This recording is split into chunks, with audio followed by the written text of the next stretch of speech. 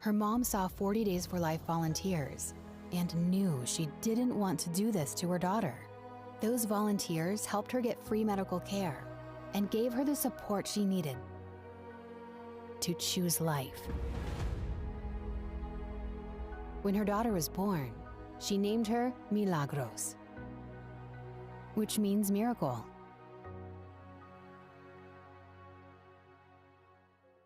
"40 Days for Life is an invitation to trust God, to take a leap of faith, to join the 1 million people who have participated in this effort. It's just, life is all there is. And if we can't stand up and defend life, there's nothing else. It's the most important thing that anybody will ever do. And it's worth it.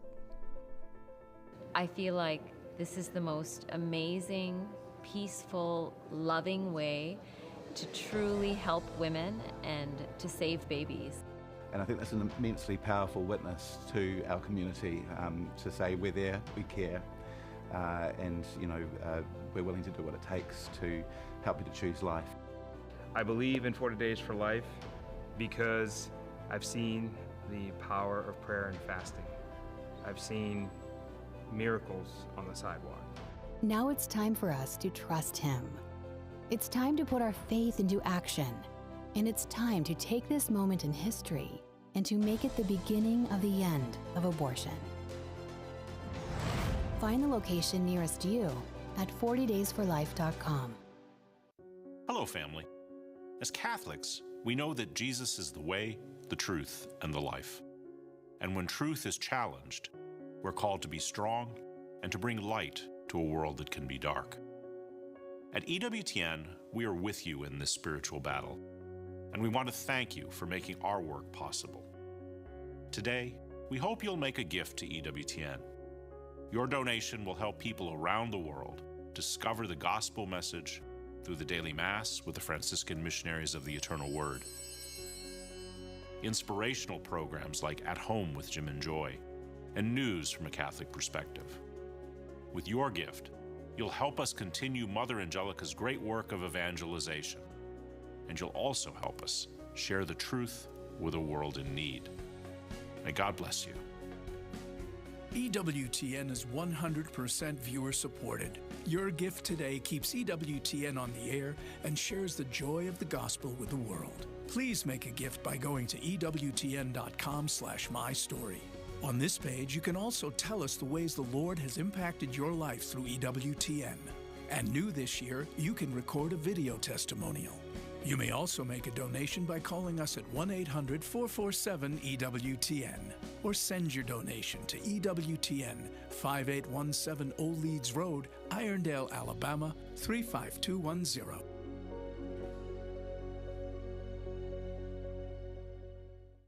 There are many galaxies, but only one Father Spitzer's universe, located at the intersection of faith and reason, exclusively on EWTN. Launch into the cosmos of truth. Father Spitzer's Universe, Wednesday at 2 p.m. Eastern on the EWTN. EWTN. Live true. Live Catholic. I'm Tracy Sabol. Tonight on EWTN News Nightly, border battle. Senate Democrats try to find support for Ukraine as a bipartisan plan to address border security appears to be crumbling. We're on Capitol Hill, weighing in. An international court issues a ruling regarding Israel's war with Hamas. Thanks be to God.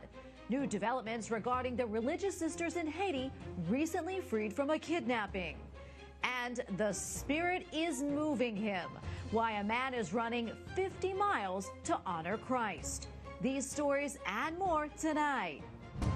From EWTN, the Global Catholic Network, this is EWTN News Nightly.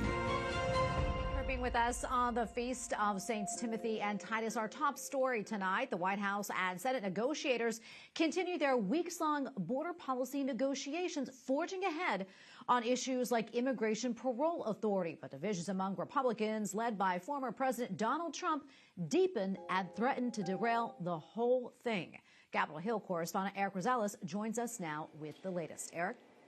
Well, good evening, Tracy. Yeah, the big question is, what happens now? Honestly, nobody really knows. Negotiators tell me that they're about 90 to 95% done on the bipartisan effort to introduce new border policy changes, a plan which would also include support for Ukraine aid and Israel aid. But Republican leader Senator Mitch McConnell says that the plan might be dead because former President Donald Trump wants to take the lead on any new immigration policy. Meanwhile, the chief negotiators, they're still at it, and they tell me that they remain optimistic. The things that are in this bill, Donald Trump would actually want to be able to have as president on this. Obviously, if he was president right now, we would have a secure border right now, but he's not, and we don't. But there's also legal authorities that he was looking for when he was president, like changes in asylum law that is in this bill. I am not giving up. I believe that there are still enough Republicans who actually are sincere about fixing the problem that we can get this done. But Senator Chris Murphy also cautions there's a faction in the Republican conference that will oppose any border deal. Other senators tell me. I think trying to keep this behind closed doors, but demanding we support it. And I've been told, I don't know how many times, this is the best deal ever. And they won't let us see it. They won't let you see it. They won't let the public see it. I mean, let us see it. I just think I think it's been terrible. Both sides are still positive that we should see a deal emerge soon. Could be over the weekend. Then we could turn to it next week. No guarantee, might fall apart, et cetera, et cetera. Meanwhile, the state of Texas under Governor Greg Abbott continues to take matters into its own hands, installing more razor wire along the 30-mile stretch of border near Eagle Pass, a key crossing point for illegal migrants. House Speaker Mike Johnson backs Texas. He posted, quote, "I stand with Governor Abbott. The House will do everything in its power to back him." And so does Senator Rand Paul. The Biden administration went to the Supreme Court to get the permission to remove barriers. The cargo and the fencing that Texas is putting up, they're taking down. So that doesn't, to me, show resolve to stop the migrant invasion. Meanwhile, the standoff in Texas continues. Border Patrol was supposed to start removing the razor wire today, but that is yet to happen. The governor of Texas says that he plans to install more if that happens. As for the border deal, well, the work continues. Some lawmakers are already looking at Plan B, trying to pass maybe Ukraine and Israel separately. That aid, that is. Meanwhile, all Ukraine can do is just wait as soldiers on the battlefield over there continue to ration ammunition. At the Capitol, Eric Rosales, EWTN News Nightly. Well, for more, let's bring in Ken Cuccinelli, Senior Fellow with the Center for Renewing America and former Deputy Secretary of Homeland Security. Ken, great to have you back on. As we know, Texas Governor Greg Abbott is not backing down, and he also has support from many fellow governors. How do you see this ultimately playing out? Yeah, he certainly has political support. I hope what happens, the ultimate legal authority, constitutional authority that he has recently been claiming to repel the invasion of our southern border, which exists in Article 1 of the Constitution. It's at the very last paragraph of Article 1. But he has not actually used it very robustly. It's been real heavily a war of words. You'll know that he's crossed to another level when he starts returning people to Mexico using the constitutional self-defense power that Texas has. And you are right. 25 governors support him, have stated support for him. But what will they do about it? Will they send their troops and put them under the command of Governor Abbott, which is necessary for Governor Abbott to be able to use them to exercise the authority to repel the invasion into Texas? That's a necessary element. That can be deputization. There are ways to do that, but it remains to be seen how far the other governors will go, and they can't go any farther than Governor Abbott. So he does look very good, graded on a curve. The other border governors are doing nothing. Biden is clearing the way for illegal aliens to invade the country, including going to court to do it. But that is it is truly the front line of the battle, and I would urge Governor Texas to start returning people back over to Mexico without working with Mexico. Just put them back in there. They came through and they can go back home. And pretty soon you'll find Mexico will be incentivized to stop the flow themselves, as they did back when I was the deputy secretary at the Department of Homeland Security. Ken, let's talk about, the states' rights versus the feds' rights. In this particular situation, I mean, where is the line drawn? Yeah, that's a great question, and it's not where you're used to it. We all grew up with the supremacy clause of the Constitution, right?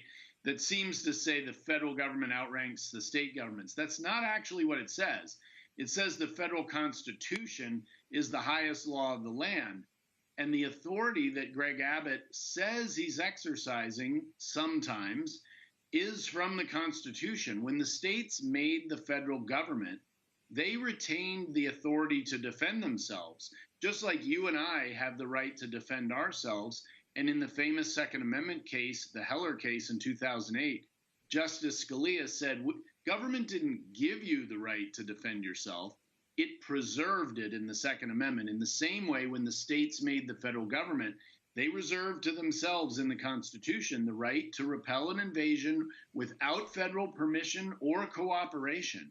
And the founders were wise. This is exactly the kind of situation where that's appropriate. And Greg Abbott, I would urge him to do more than he has done. They have the forces and the money and the political will, and the people of Texas certainly support it. I'd like to see him finally defending 60% of our border with Mexico by sending people back. And if he does that, they'll stop coming. Oh, Ken, so much more we can talk about, but unfortunately we're out of time. Thank you so much for coming on and for your insights. Always appreciate it. The Biden administration is reacting tonight to a ruling by the International Court of Justice. South Africa accuses Israel of committing genocide against Palestinians. Today, the court did not demand a ceasefire in Gaza, but it did harshly criticize Israel's wartime conduct. White House correspondent Owen Jensen reports. Owen? That's right, Tracy. The UN's court is demanding Israel do all it can to prevent death and destruction as it battles Hamas. The U.S. has strongly supported Israel's war against the terror group ever since the horrific attacks on October 7th, and the White House has rejected calls for a ceasefire. Israel vowing to keep going after Hamas in the Gaza Strip. The war now in its fourth month. Tens of thousands dead or injured, others held hostage. And now, the International Court of Justice ruling that Israel must try to contain death and damage in the besieged enclave. The State of Israel shall take all measures within its power to prevent and punish the direct and public incitement to commit genocide in relation to members of the Palestinian group in the Gaza Strip. Israel's prime minister says the genocide charge was false and outrageous. Israel's commitment to international law is unwavering. Equally unwavering is our sacred commitment to continue to defend our country and defend our people. And today in the briefing room, the National Security Council spokesman went before reporters with the White House response to the court ruling. We're going to continue to support Israel. At the same time, we can still continue to urge Israel to be more careful and more precise. We can continue to urge Israel to get more humanitarian assistance in. Thanks, everybody.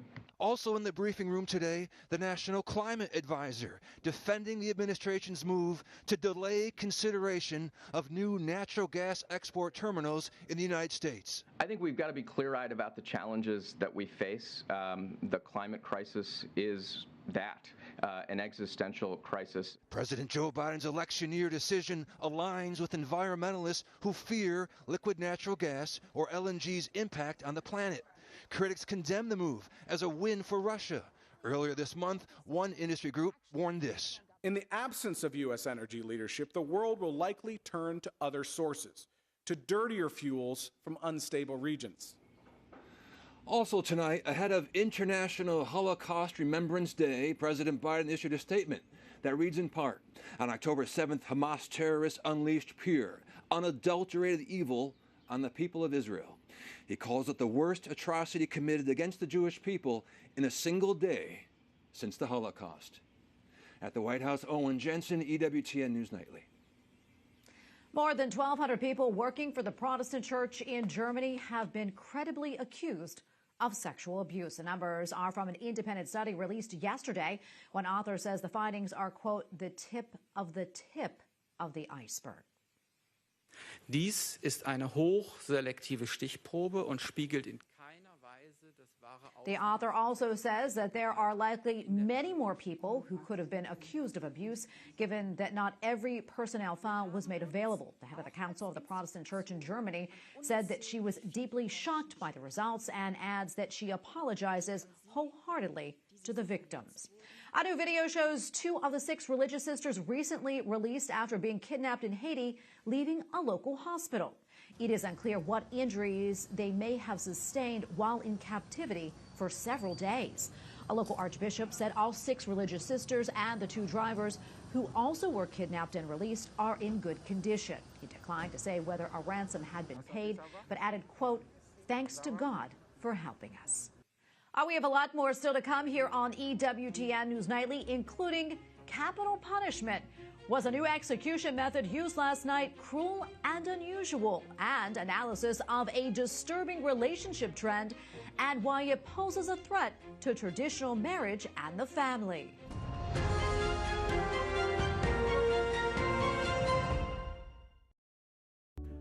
The Register's content is so critically important in the society we're living in now because everything is so secularized.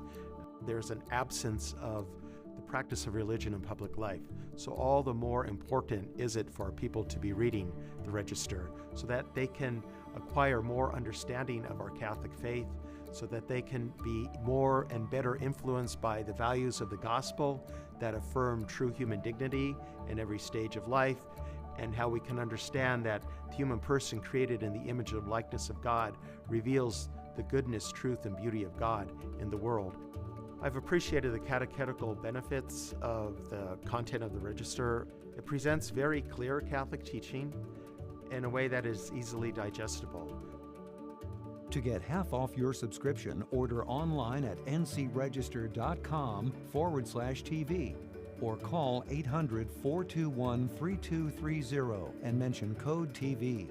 That's ncregister.com/TV or 800-421-3230 and mention code TV. Call or click today to save 50%. The National Catholic Register. Read faithfully.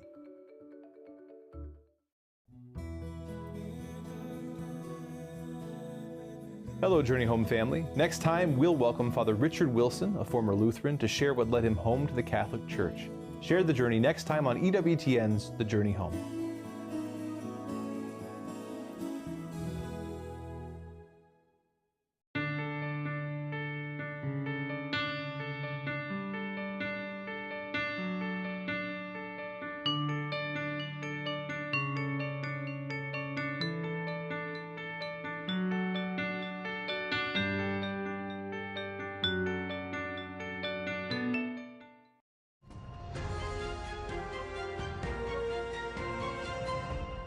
The state of Alabama executed a convicted murderer Thursday night using nitrogen gas, becoming the first known state to use the method.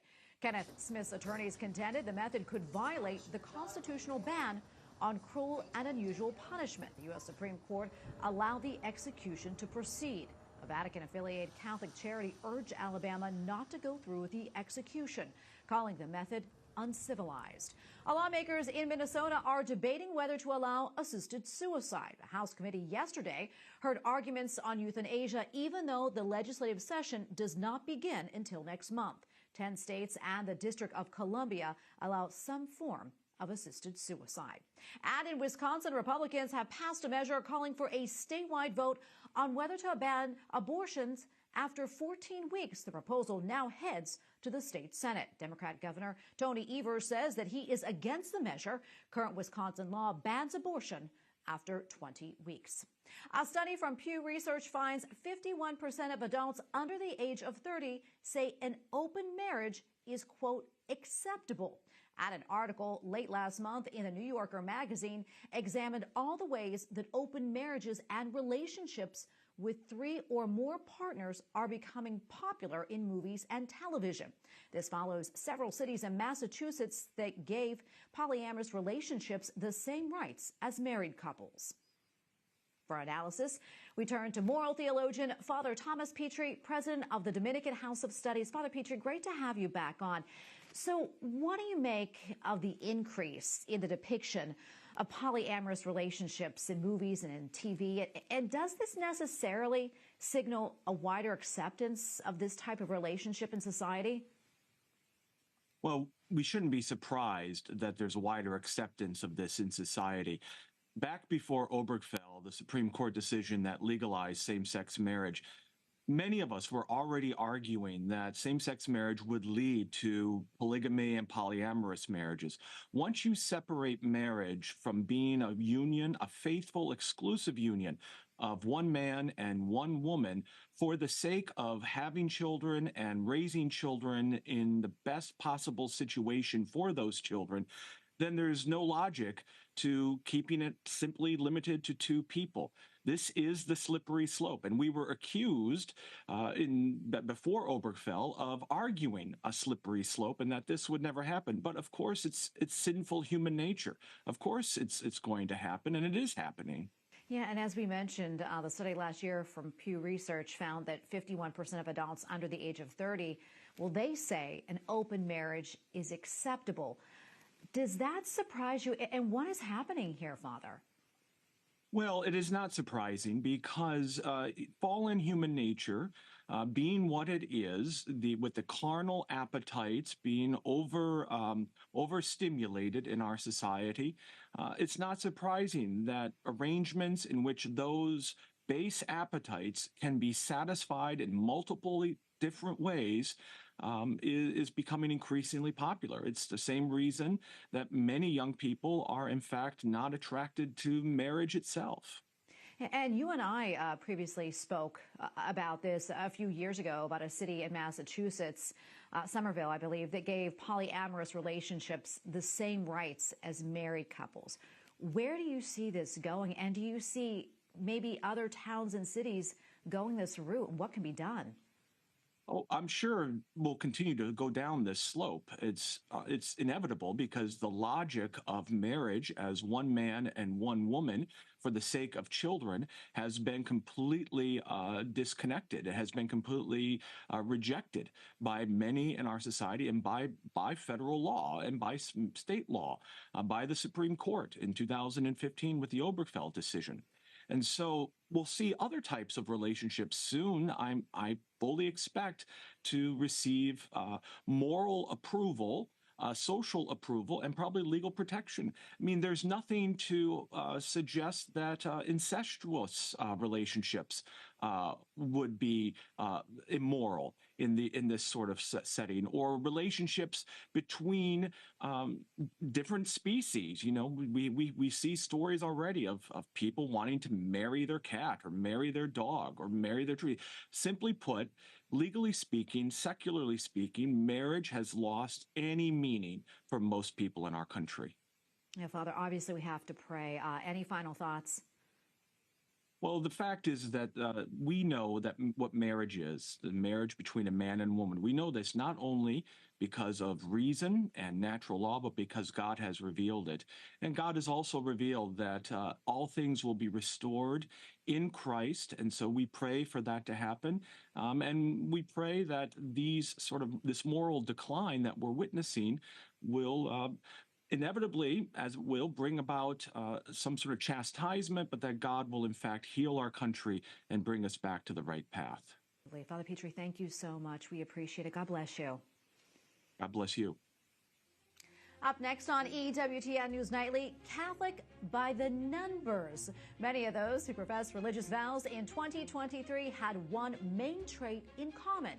We'll explain. Plus, meet a man willing to run 50 miles for the Eucharist.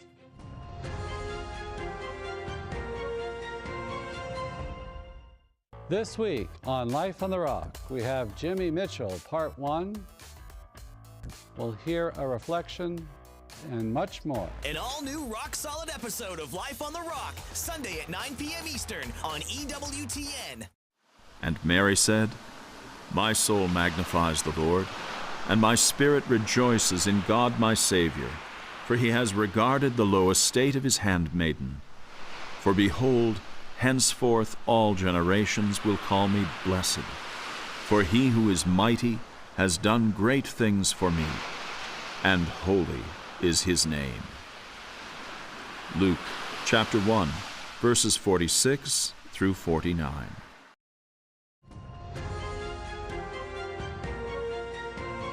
A new study shows that almost all Catholic religious who took final vows in 2023 have a certain trait in common. According to a survey by Religious Brothers, priests and sisters taken by Georgetown University, 99% say that during the most formative part of their childhood, they were raised by their biological parents. 88% say they were raised by a married couple living together, and 5% were raised by one parent who was divorced or separated. Pakistan is ending its mandatory study of Islam for non-Muslim students in 1st through 12th grade. The new curriculum will allow children to study the religion that their families belong to.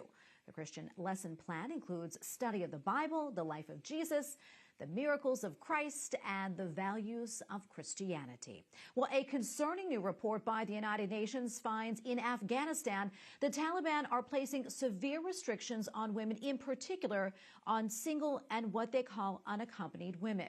According to the UN's most recent quarterly report, the Taliban is placing restrictions for work, healthcare, and travel on women who are not married. A few years ago, the Taliban prevented girls from attending school beyond 6th grade. It also started enforcing a dress code, which included wearing a head-to-toe burqa. The Taliban retook control of Afghanistan following the U.S. withdrawal in 2021. And one person who knows firsthand about the situation in Afghanistan is Jason Jones, human rights advocate and founder and president of the Vulnerable People Project. Good to see you, my friend. First, I want to get your thoughts on this latest report from the UN.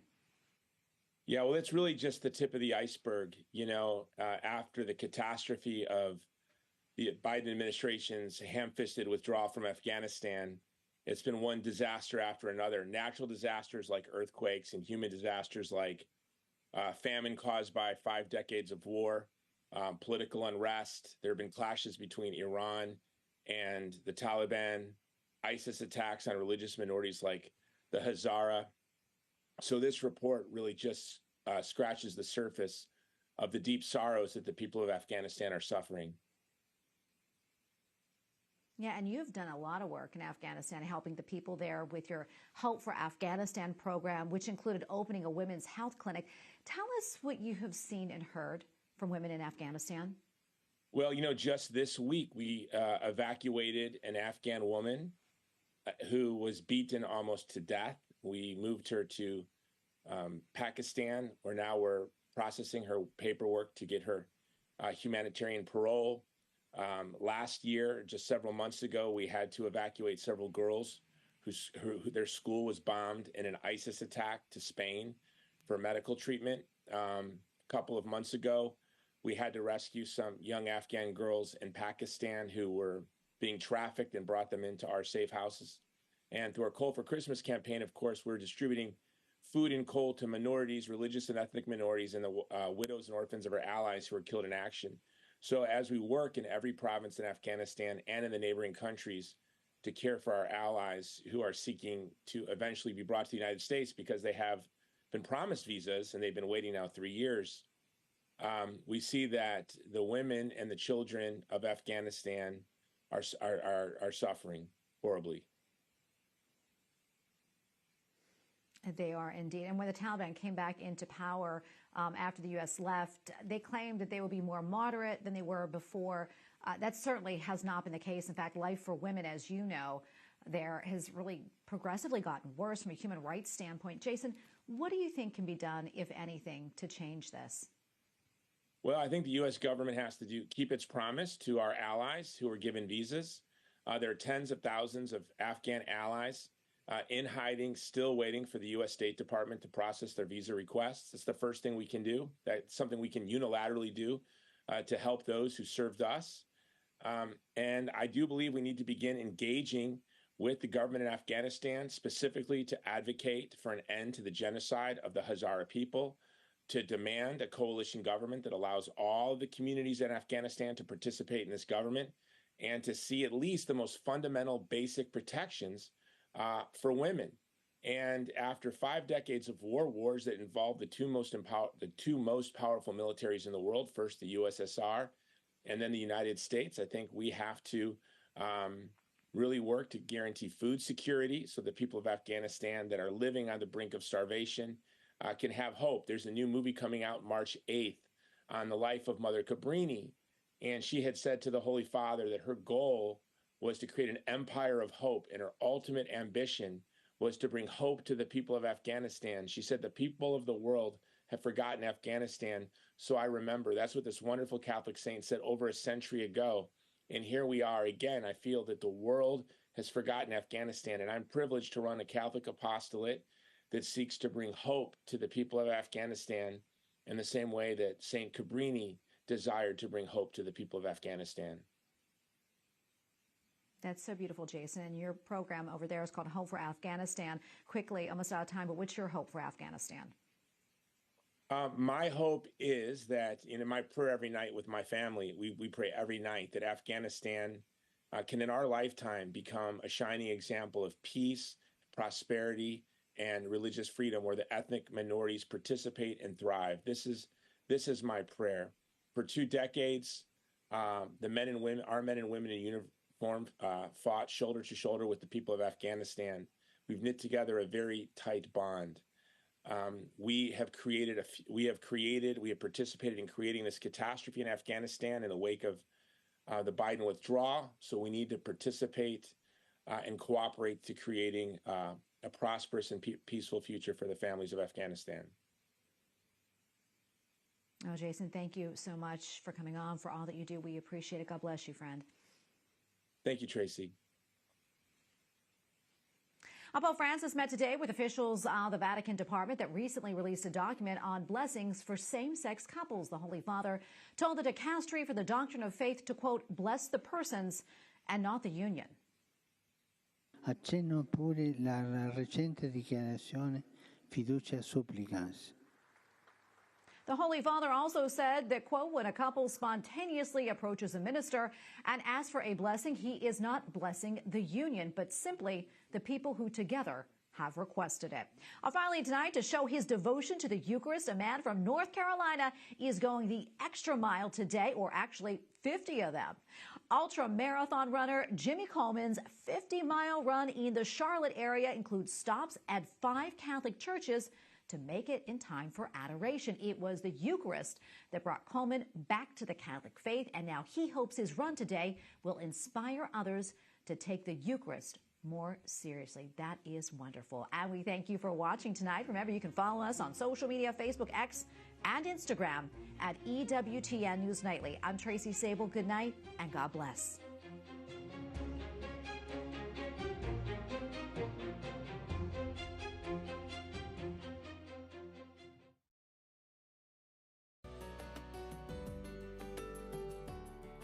We have several great A Year of Art with Catholic calendars for 2024, all marked down 20% and ready for you. Search calendar on EWTNRC.com, or you can call our very own EWTN customer service at 1-800-854-6316 and find enough great art at a great price to last you for a year. EWTN. Live truth. Live Catholic.